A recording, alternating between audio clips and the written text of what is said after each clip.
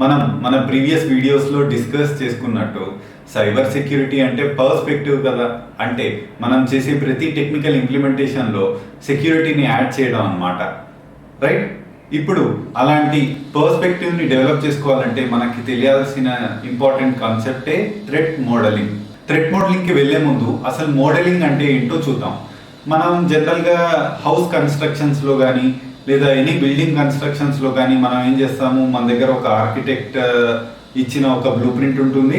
ఆ బ్లూ ప్రింట్లో air flow ఎలా ఉంటుంది, లేదా సన్లైట్ ఎక్కడి నుంచి వస్తుంది, రైట్, లేదా వెంటిలేషన్ ఎలా ఉంటుంది అనే మోడలింగ్ ఆల్రెడీ చేసి ఉంటుంది. అంటే మనం ఇల్లు కట్టే ముందే ఆ ఇల్లు ఎలా ఉంటుంది, ఆ ఇంటికి ఇన్లెట్ ఏంటి, అవుట్లెట్ ఏంటి అనే డీటెయిల్స్ అన్నీ మనం ఆల్రెడీ మోడల్ చేసి ఉంటాము, కరెక్ట్?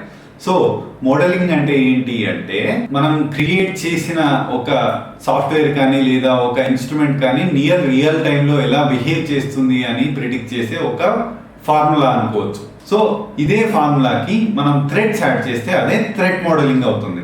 అంటే మనం ఒక సాఫ్ట్వేర్ డెవలప్ చేస్తున్నాము, ఆ సాఫ్ట్వేర్కి అప్లై అయ్యే రిస్క్స్ అన్నీ మనం సాఫ్ట్వేర్ డెవలప్ చేసే ముందే మనం గ్యాదర్ చేసుకొని దాన్ని అనలైజ్ చేయడమే థ్రెట్ మోడలింగ్ కిందకి వస్తుంది అనమాట.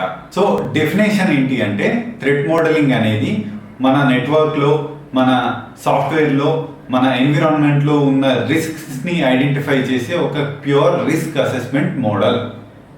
అసలు థ్రెట్ మోడలింగ్ ఎవరైనా ఎందుకు చేయాలంటే మనం క్రియేట్ చేస్తున్న సాఫ్ట్వేర్లో ఉన్న రిస్క్స్ని మనం అన్నిటికంటే ముందే ఐడెంటిఫై చేయడం. అంటే మనం అటాకర్ కంటే ఒక స్టెప్ అహెడ్లో ఉండడానికి కోసమనే మనం థ్రెట్ మోడలింగ్ చేస్తాం. ఇప్పుడు థ్రెట్ మోడలింగ్లో ఉన్న ఒక అప్రోచ్ని మనం మాట్లాడుకుందాం, కరెక్ట్? సో థ్రెట్ మోడలింగ్ గురించి తెలుసుకోవాలంటే మీరు ఒక వర్డ్ని మీరు గుర్తుపెట్టుకుంటే కనుక, రైట్, మీకు ఏ థ్రెట్ మోడలింగ్లోనైనా ఇవే వర్డ్స్ ఉంటాయి. సో ఆ వర్డ్ వచ్చేసి స్ట్రైడ్, STRIDE, స్ట్రైడ్ అంటారు, రైట్? సో ఈ స్ట్రైడ్ అనేది ఏంటి అంటే మన సాఫ్ట్వేర్స్కి అప్లికబుల్ అయ్యే ప్రతి రిస్క్ని స్ట్రైడ్లో పెట్టారు, రైట్? S అంటే స్పూఫింగ్, T అంటే ట్యాంపరింగ్, R అంటే రిప్యూడియేషన్, I అంటే ఇన్ఫర్మేషన్ డిస్క్లోజర్, D అంటే డినయల్ ఆఫ్ సర్వీస్, E అంటే ఎలివేషన్ ఆఫ్ ప్రివిలేజెస్. సో ఈ STRIDE లో ఉన్న ఈ 6 లెటర్స్ని, రైట్, మీరు ప్రతి రిస్క్కి అప్లై చేయొచ్చు. ఫర్ ఎగ్జాంపుల్ మనం ఒక వెబ్సైట్కి ఒక లాగిన్ పేజ్ ఉందంటే ఈ లాగిన్ పేజ్ని మనం ఒక అటాకర్ బ్రూట్ ఫోర్స్ చేస్తాడు అనుకుంటే, సో అటాకర్ బ్రూట్ ఫోర్స్ చేయడం అనేది ట్యాంపరింగ్లోకి వస్తుంది అనమాట. సో యాజ్ పర్ స్ట్రైడ్ మనం ఒక వెబ్ పేజ్ డెవలప్ చేస్తే ఆ వెబ్ పేజ్కి బ్రూట్ ఫోర్స్ అనే ఒక అటాక్ జరిగితే కనుక ఆ అటాక్ అనేది ట్యాంపరింగ్ థ్రెట్లోకి వస్తుంది, రైట్? ఇప్పుడు స్ట్రైడ్ అనేది రిస్క్, కానీ ప్రతి రిస్క్ని మనం అడ్రస్ చేయాలి, కరెక్ట్? సో ఈ ప్రతి రిస్క్ని అడ్రస్ చేయడానికి మనకి ఇంకొక టర్మినాలజీ ఉంది, అదే meta.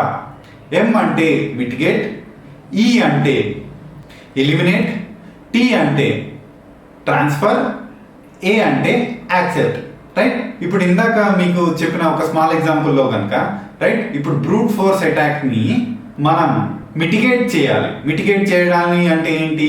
Let's say user name పాస్వర్డే కనుక ఇన్పుట్ లాగుంటే మనం క్యాప్చా యాడ్ చేయడం అనేది one of the mitigation, right?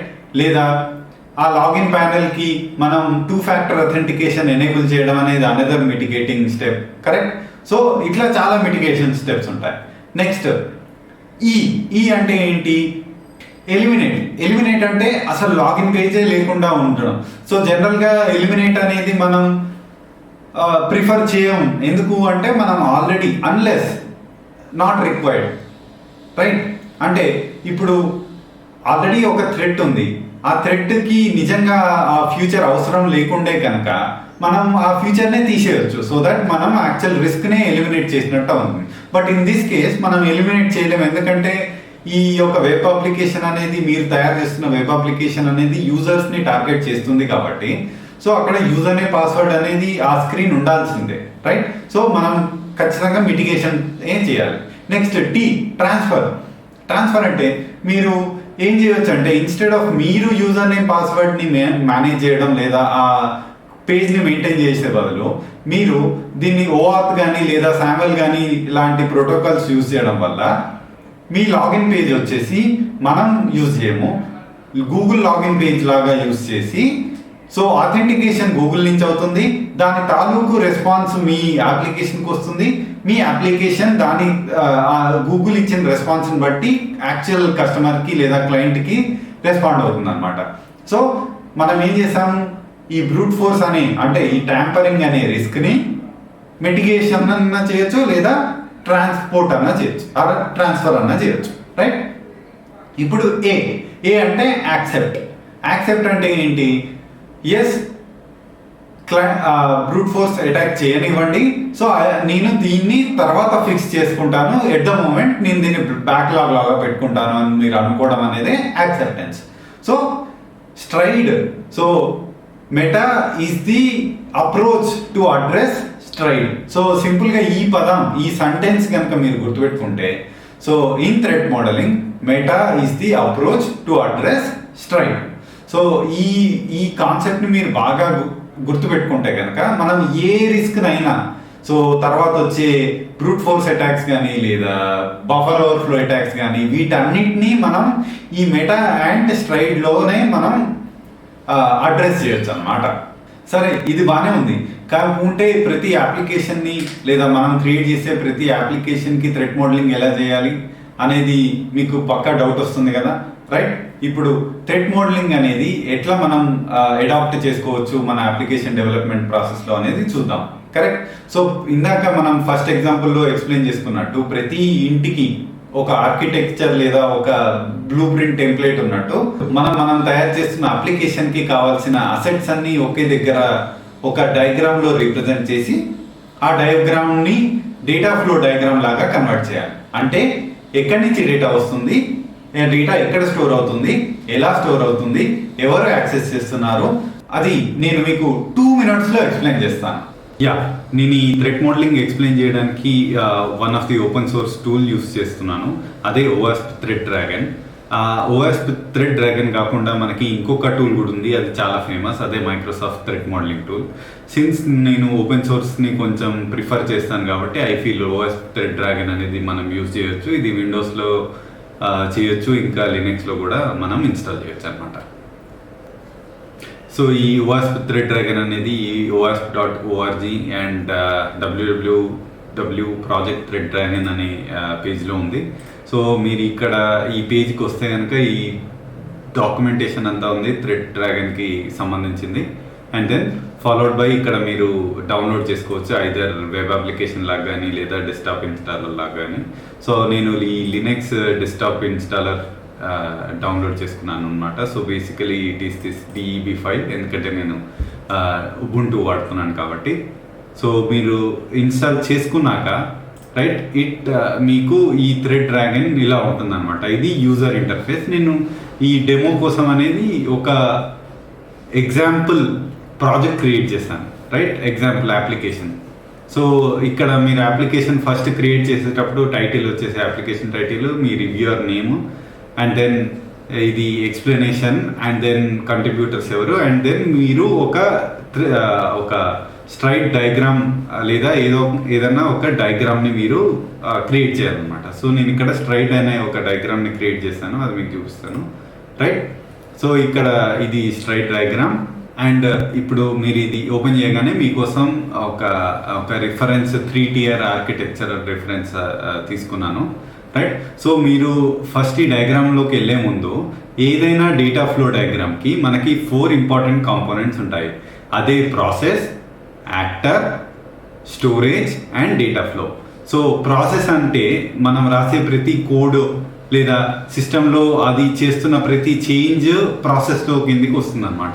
So మనం రన్ చేస్తున్న ప్రోగ్రామ్ అనేది ఒక ప్రాసెస్, అది రన్ చేస్తున్న సిస్టమ్ కూడా ఒక ప్రాసెస్, అది రౌట్ చేస్తున్న నెట్వర్క్ కూడా ఒక ప్రాసెసే, రైట్. ఏదైనా ఫ్లోయింగ్ లేదా ప్రాసెసింగ్ అనేది ప్రాసెస్ కిందికి వస్తుంది. In this case front end అనేది ఒక ప్రాసెస్, బ్యాక్ ఎండ్ అనేది ఒక ప్రాసెస్, రైట్. నౌ యాక్టర్ అనేది ఎవరు అంటే ఈ ప్రాసెస్ని యాక్సెస్ చేసే వాళ్ళే యాక్టర్స్. బీట్ ఒక లెజిటిమేట్ యూజర్ అయినా అవుతుండొచ్చు, లేదా ఒక థ్రెట్ యాక్టర్ లేదా అడ్వర్సరీ అనుకుందాం మన సెక్యూరిటీ లాంగ్వేజ్లో అయినా అవుతుండొచ్చు, రైట్. అండ్ దెన్ స్టోర్ వచ్చేసి మన data, actual data. So in this case మన డేటాబేస్ వచ్చేసి మన store, right. And then followed by the data flow. ఈ డేటా ఫ్లో అనేది ఈ డేటా ఫ్లోని ఎట్లా రిప్రజెంట్ చేస్తున్నాం మన డయాగ్రామ్స్లోని. ప్రతి మచ్ ఇది యారో మార్క్స్ లాగా మనం రిప్రజెంట్ చేయొచ్చు, కరెక్ట్. సో ఈ 3 tier ఆర్కిటెక్చర్ని మీరు చాలా బాగా గమనిస్తే ఇందులో 2 బౌండరీస్ ఉన్నాయి. ఒకటి ట్రస్ట్ బౌండరీ, ఒకటి untrusted boundary. So trust boundary అంటే ఏంటంటే మీరు రన్ చేస్తున్న ఈ కాంపోనెంట్స్ అన్నీ ఆర్ మీరు డెవలప్ చేసిన ఈ కాంపోనెంట్స్ అన్నీ ఎక్కడ ప్లేస్ అయి ఉన్నాయి. ఐదర్ ఇవి మీరు నమ్ముతున్న ఆర్ మీరు ట్రస్ట్ చేస్తున్న ఇన్ఫ్రా లోపల ఉన్నాయా, లేదా పబ్లిక్ ఇన్ఫ్రాస్ట్రక్చర్లో మీరు ట్రస్ట్ చేయని ప్లేస్లో ఉన్నాయా అనేది ఈ ట్రస్ట్ బౌండరీ రిప్రజెంట్ చేస్తుంది. ఇప్పుడు ఈ 3 tier జనరల్ 3 tier ఆర్కిటెక్చర్ చూద్దాం. అంటే మనకి ఈ ఆర్కిటెక్చర్లో ఒక ఫ్రంట్ ఎండ్ ఉంది, రైట్. ఈ ఫ్రంట్ ఎండ్, సో ఒక యాక్టర్, ఒక యూజర్ వచ్చేసి ఫ్రంట్ ఎండ్ని హిట్ చేశాడు. ఆ HTML లేదా ఇన్ కేస్ ఏమన్నా అథెంటికేషన్ ఏమన్నా ఉంటే అది ఫ్రంట్ ఎండ్ డేటాబేస్ నుంచి వస్తుంది అనుకుందాం. But yeah, front end is pretty much in this case only let's assume that ఒట్టిగా HTML పేజ్ పంపించింది బ్రౌజర్కి, రైట్. అండ్ దెన్ అందులో ఉన్న ఏదైనా బటన్ని సబ్మిట్ చేస్తేనో అది it is hitting the back end, correct. ఈ బ్యాక్ ఎండ్ ఏం చేస్తుంది, మన యూజర్ మేక్ చేసిన ఈ API కాల్ని రిసీవ్ చేసుకొని డేటాబేస్లో చెక్ చేసి దాని తాలూకు రెస్పాన్స్ని ప్రాసెస్ చేసి మళ్ళీ యూజర్కి రిప్లై ఇస్తుంది, కరెక్ట్. సో ఇది ఒక జనరల్ 3 tier ఆర్కిటెక్చర్. వేరే ఒక ఫ్రంట్ ఎండ్ ఉంది, ఒక చిన్న బ్యాక్ ఎండ్ ఉంది, and then followed by some database where the data is being stored, correct. ఇప్పుడు ఈ ఫ్రంట్ ఎండ్ దగ్గర ఏమేమి థ్రెడ్స్ ఉన్నాయి అనేది చూడాలంటే మనం ఇక్కడ ఫ్రంట్ ఎండ్ని సెలెక్ట్ చేసుకోవాలి, రైట్. అండ్ దెన్ ఇక్కడ మనం ఏం చేయొచ్చు అంటే థ్రెడ్స్ని క్రియేట్ చేయొచ్చు అనమాట ఫర్ ప్రాసెస్. నేను ఆల్రెడీ ఒక 2 threadsని క్రియేట్ చేసినాను, sample threads. Again these are only representation purpose. ఇవి it doesn't reflect exact industry standards అనమాట. నేను ఓన్లీ మన డెమాన్స్ట్రేషన్ కోసమే ఇది క్రియేట్ చేసిన. సో ఇప్పుడు మనం ఫ్రంట్ ఎండ్లో XSS వల్నరబిలిటీ ఉందనుకుందాం, స్టోర్డ్ XSS.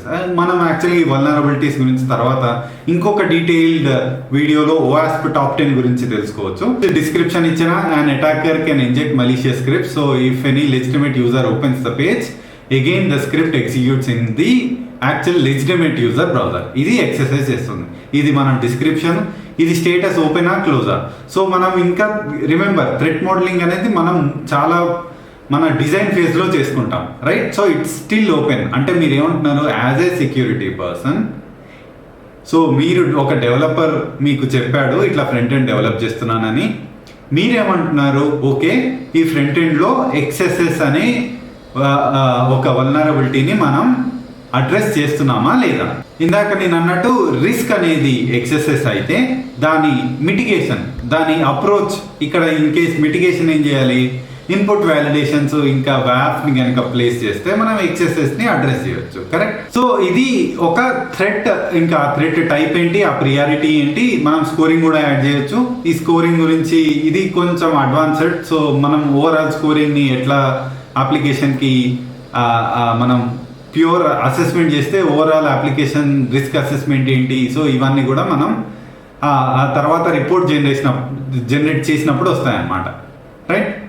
ఇప్పుడు సేమ్ బ్యాక్ ఎండ్లో మనకి లెట్స్ సే ఇంకొక 2 threads ఉన్నాయి. ఒకటి ఇంజెక్షన్ అని, అంటే SQL ఇంజెక్షన్ అవన్నీ బ్యాక్ ఎండ్లో అవుతుండొచ్చు అని చెప్తున్నాం, రైట్. సో అదేంటిది, SQL ఇంజెక్షన్ అనేది టైప్ ఆఫ్ వల్నరబిలిటీ అనుకుంటే ఆ రిస్క్ వచ్చేసి ట్యాంపరింగ్ రిస్క్, కరెక్ట్.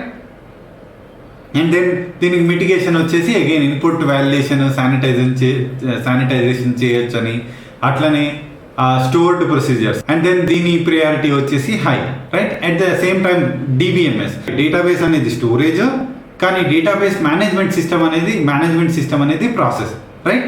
ఎందుకంటే డేటాబేస్ ఓన్లీ స్టోర్ చేసుకుంటుంది, కానీ ఆ డేటాబేస్ ఎట్లా స్టోర్ చేసుకోవాలి, దాని ఎన్క్రిప్షన్ ఏంటి, దాని రిటెన్షన్ ఏంటి, దాని తర్వాత దాని క్యాష్ ఇవన్నీ మనం డిబిఎంఎస్లో చేస్తాం. కరెక్ట్.